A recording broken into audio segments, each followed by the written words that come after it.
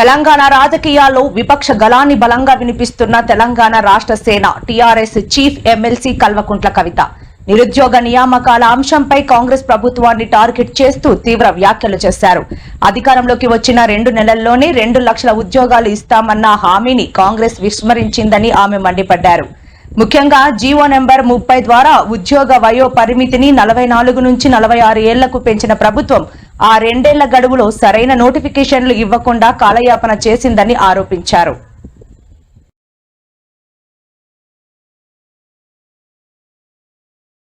పెట్టడం జరిగింది అధ్యక్ష. దీని మీద మరి ప్రభుత్వం జవాబు చెప్పాలి అధ్యక్ష. అట్లానే ఇదివరకు మనం ఆసరా అనేది అధ్యక్ష, ఇప్పుడు చేయూత పేరుతోని పెన్షన్లు ఇస్తామని చెప్పినారు అధ్యక్ష.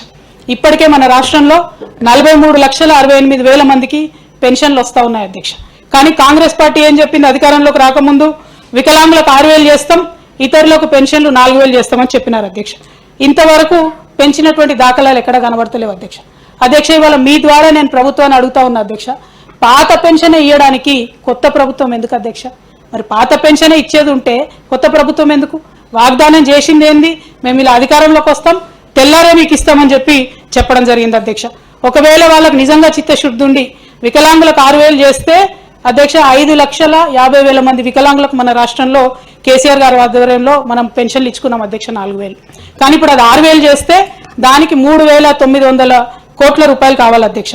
అట్లానే మిగతా 38 లక్షల మంది పెన్షన్దారులకు 18,240 కోట్లు కావాలి అధ్యక్ష.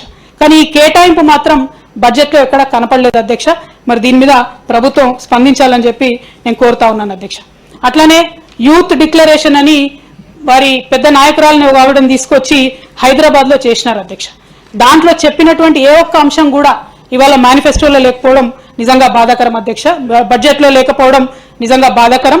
ఏం చెప్పినారు అధ్యక్ష, దీంట్లో ప్రతి అమరవీరుడి యొక్క కుటుంబంలోంచి ఒకరికి ఉద్యోగం ఇస్తామని చెప్పినారు అధ్యక్ష. ఒక్క చిన్న అడుగు కానీ ఒక చిన్న మాట కానీ దాని గురించి బడ్జెట్ లో పెట్టలేదు అధ్యక్ష. 75% రిజర్వేషన్ జాబ్స్ ఎక్కడ దేంట్లో ప్రైవేట్ ఇండస్ట్రీస్ లో ఇస్తామని చెప్పినారు అధ్యక్ష. దాని మీద పాలసీ